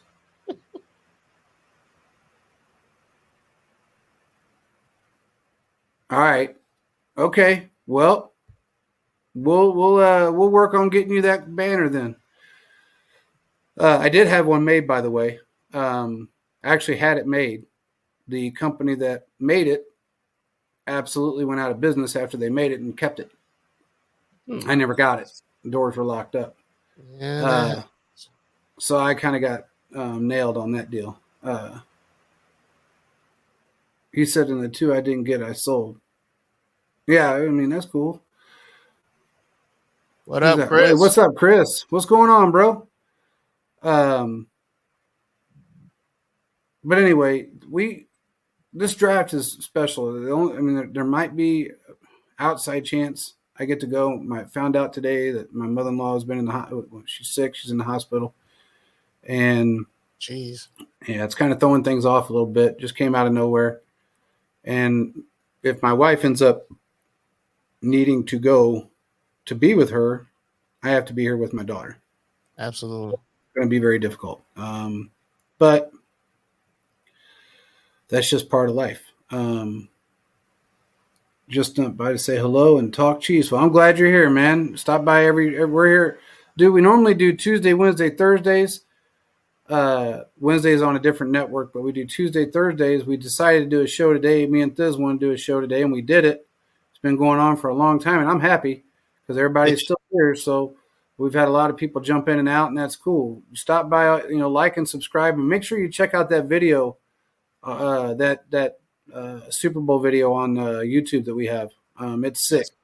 And bring your tissues. Make sure you bring your tissues with you, bro, because that video will make you cry a little bit. Our guy Brad, that is a video editor, you probably know who he is on Twitter, Brad Henson. He works with us on videos. He did a hell of a job on that. I mean, he had me teared up and shit, and that's hard for me to do. It takes a lot to tear me up, but that one did it. So anyway, the draft is going to be fun, man. I mean, a lot of people are going to have a lot of fun at that draft. It's interesting to see how it all plays out. I hope it's not raining. That's literally all I'm hoping for. No rain. Yeah. That would suck. That would suck. It's supposed to be, full capacity. Everybody's going to be here. I mean, you got every team, every owner, every GM, every media guy. Everybody's going to be there. So it's going to be a packed house. It's not going to be, just a few guys. It's going to be packed up like we see at other drafts. Mm-hmm. So if it rains, if it rains, that's going to suck because I know everything's going to be set up outside for the fans. And I think they got a plan for a contingency plan for rain, but yeah, for as many people going to be down there, I don't think it's going to be. People are going to come prepared in Kansas City. You always do. Precisely, yeah. So he said, "In Veach we trust." Let's fucking go. Hell yeah. Yes. He's been. He said, "I have the passes you get for the NFL party. Do my season tickets. I got early access to a 3-day and stage walkthrough." Oh, that's cool. That's nice. Yeah, that's nice, man. That's good. That's something you need. I mean, that's awesome. Bring your phone. Bring a camera. Bring a good camera. Take some video. Ask some questions. Do what you got to do. We're trying to get to that position right now, and we're hoping that we are. We're close. Working on it right. We've been working on it to get to where we can do some interviews. Well, we can do interviews. I'm just talking about for this particular draft. We've done interviews in the past. We've had, we've done Frank Clark. We've had, a lot of players on, which we don't have to worry about that. But it's just trying to get this draft situation because being the first time in Kansas City, everybody and their brothers got press passes, and there's only so many you can give out. Right. So when the national guys show up and they want press passes, and then you got all these other people that are going to have passes to get in there, it's difficult. But we're going to do everything we can to get some player interaction and get some questions asked from some of the big wigs. And Philip, Philip's always I don't think people know, but Philip actually works there, so he's able to get in and get some nice pictures, get some stuff, get whatever we need. Philip's there. So, hell, we got pictures from him with everybody from Randy Mahomes to Sky Moore to everybody. You know, what I mean, he's taking pictures. Nick Wright. I love Nick Wright, by the way. Biggest homer in national media. He's the biggest homer there is, and I'm glad we got him. That's what I'm talking about. He goes in on them guys every day. Yeah, he does. And I think the best part is we haven't had a homer, and he really didn't homerize as much. Was Lynn Dawson? He didn't do it. No, he didn't. As much as he wanted to, he didn't do it on a national level, I should say. Right. Kevin Harlan is a Chiefs fan. He ain't gonna say it on a national level, but he is a Chiefs fan. I did not know that, but yeah, Kevin Harlan's a Chiefs fan. Don't let you think he's not. He just won't say it on a national level, but he's a Chiefs fan. So, but we got Mitch Holtis, which Mitch is Mitch. Oh man, Mitch is the man. Yeah, he is. I think he had more fun at that parade than half the players did. I mean, the dude had a blast. So yeah. But anyway, he says I'm calling 2 first-round picks. What's he saying? Put that up there. What's he saying? I'm calling 2 first-round picks. I think we use all of our extra in a future pick and get a second. Wow. I'm interested to see if that happens. I'm interested to see who will be the one that trades us. I'm thinking the Rams would be willing to do it. But I think the Rams would be able to after what the season they just had. You think they'd be willing to do that? They don't use first round picks. No, that's true. They never use first round picks. And if we could give them second or third, a couple seconds and thirds, that'll help them rebuild their team without having a first round pick, and then get them something extra for yet next year, maybe. Or the Vikings. The Vikings is a good one. The Vikings I could see. Yeah, I could see the Vikings doing it. I can see the Rams now that you say that. The Rams just might be a little bit too high in the first round, honestly. We might have to go up too far. I don't know where they're at in the first round. I mean, they only won, 6 games? Yeah, they might be too high. But I know second round, if I was going to get an extra second round pick, I would go with trading with the Rams. Washington will trade us a 13 for a 31 next year. Sorry, I kicked that off. Washington. Who said that, man? Where'd you hear that at, Chris? I want to know where you got that. I mean, that's even hard. Even if they would, that's too close, man. I don't think anybody in this draft is worth 3 picks down for where Patrick Mahomes was picked. Because if you pick somebody 3 picks down from there and you trade up to do that, he's got to be pretty good. He's going to have a second contract, in my opinion. Let me know where you got that. Thanks, Chris. Look that up because I want to know where that came from. What's Magruder saying? I still think left tackle will be the first draft pick that Veach selects. Anton Harrison was a great recent top 30 visitor, like Joshua Williams and Jalen Watson were last season. You know, that pulls a lot of weight given the fact that he always seems to pick, he goes for those guys, those positions of need, and those are the ones that he visits with. Mm-hmm. You know what I'm saying? And he spends the most time with. And it's not like we have to throw. We throwing some people off, but not everybody. Exactly. If you understand what I'm saying. So. Absolutely. So I think maybe I don't know what to think about this damn draft. Look, man, Veach has got this dude. He frustrates me a little bit. Just because you can't predict him. That's why. It's not just that. Now he's doing all this secretive fucking CIA shit that nobody can. Man, the hell. I did hear one thing. I will say it. That he was looking at O-line and D-line the most. Of course, that's what I heard.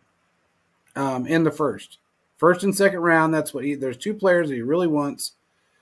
I did also hear that a wide receiver wasn't one of them in the first round.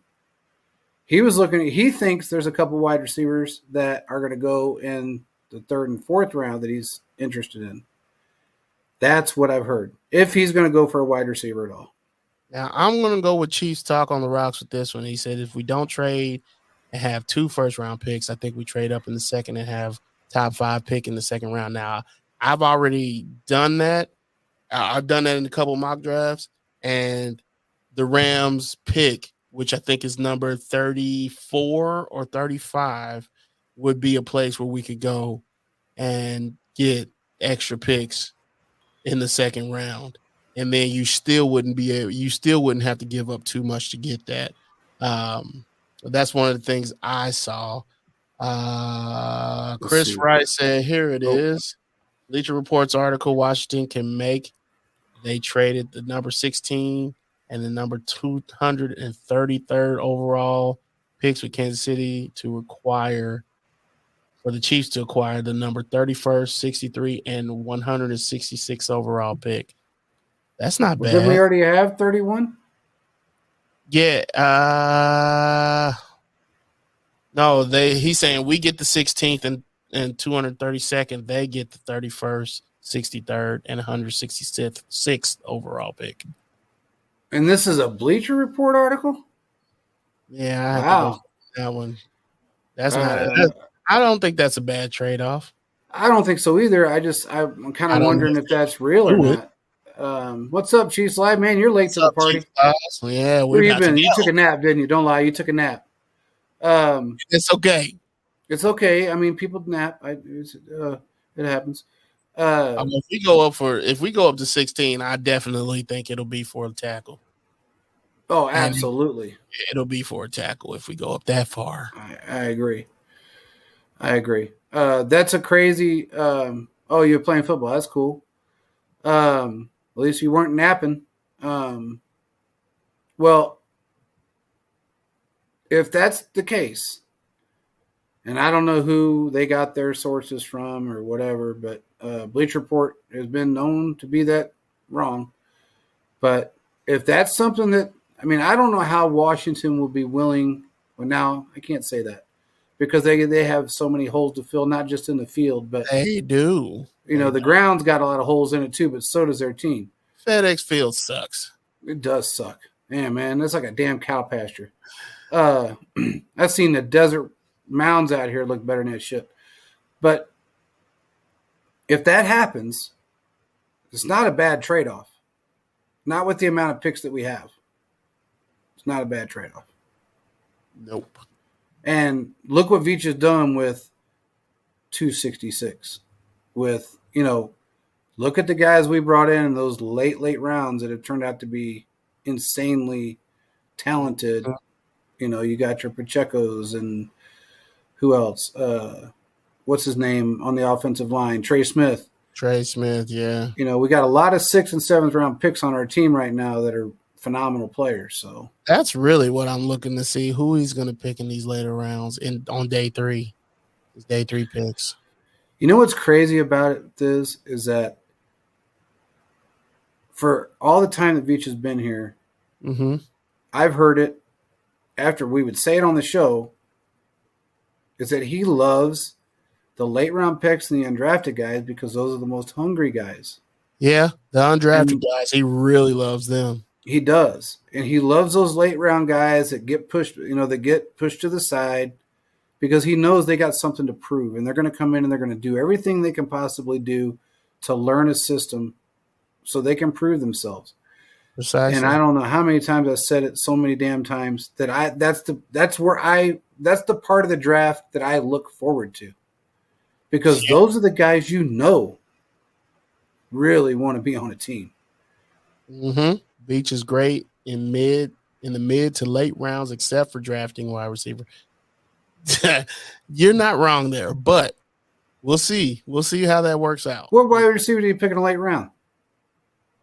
That's a good question. I don't remember when he picked in a real late round. Magruder said Dante Stills would be that next day 3 starter. Gary Steele's son will be an upgrade over Saunders. I don't doubt that. Powell, that's it. Cornell Powell. Oh, okay, but that's one wide receiver. Come on, man. Practice. I mean, practice squad Powell. That's what we're like. Practice But that's, squad out of 5 drafts, he had one bad wide receiver pick in the late rounds. I mean, come on, man. I mean, He did have a horrible defensive draft pick, his first draft pick, but that whole draft pick was kind of rough. I mean, he's look, grown Braylon from there Speaks. for Oof. real.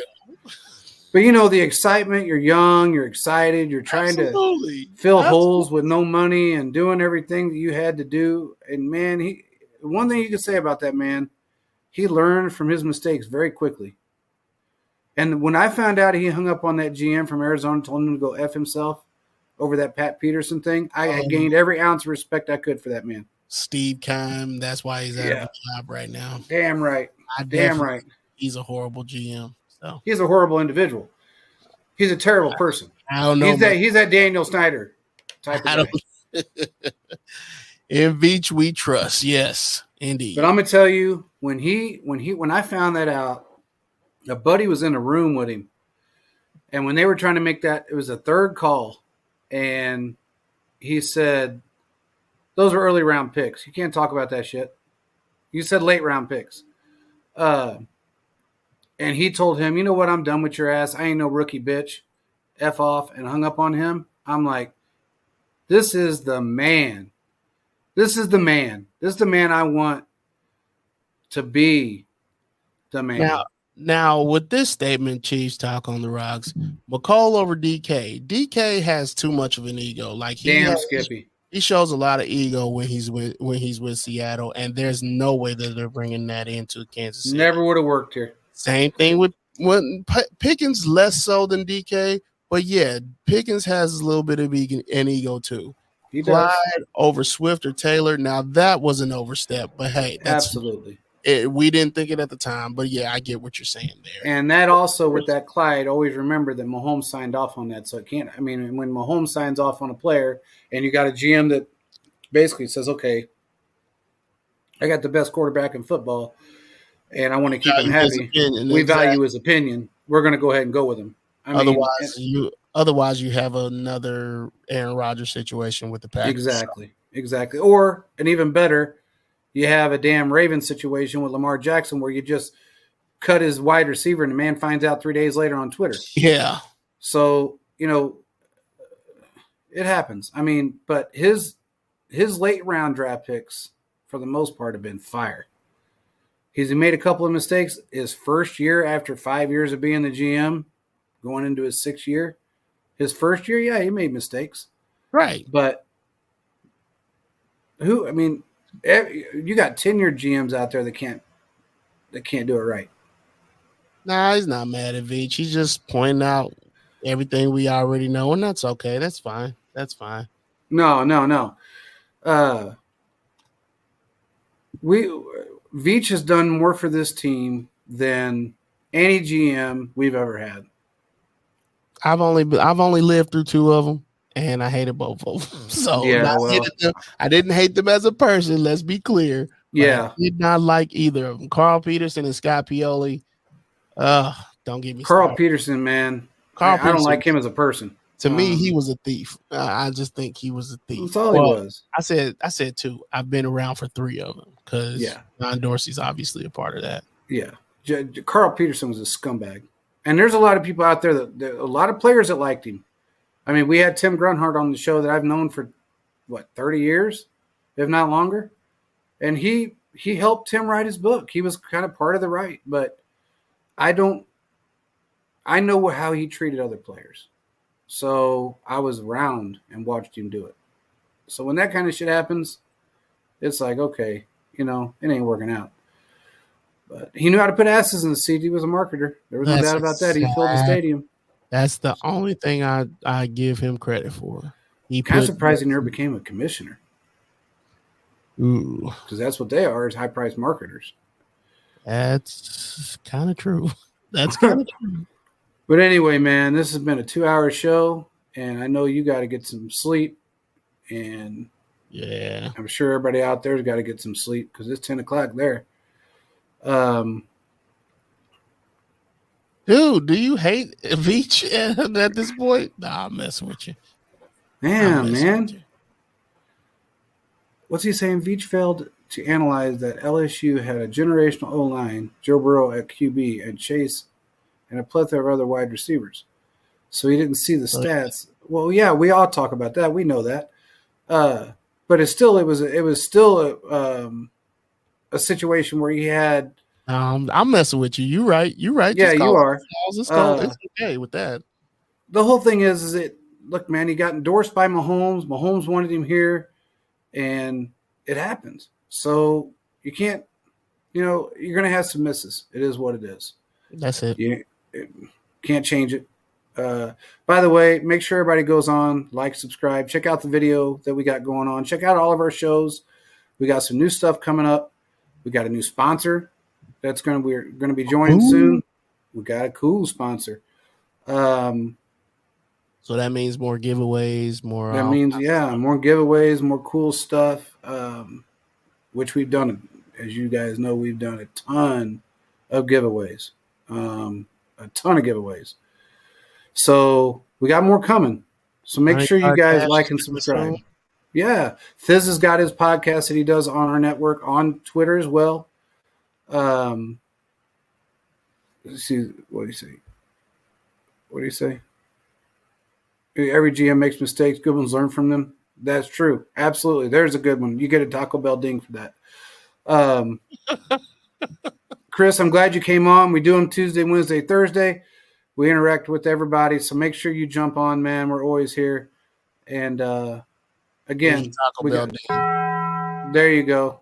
That's for Corey. And Chris deserves it too, because Chris is new to the show and he's going to like and subscribe. He's going to stick around. Go back and watch some of our old shows, Chris. We had Tim Grunhard on. Who else we have on? JJ Burden, Tamba Ali. We've had a bunch of guys on the live shows, so make sure you jump on, man. It's fun. I appreciate you joining, bro. Make sure you follow Thiz as well on Twitter and follow him on the show here. He has a show, the 100 Yard Dash. He does on our network as well. And we will talk to you guys again tomorrow. We appreciate everybody for joining, man. And that's out. Peace out, everybody.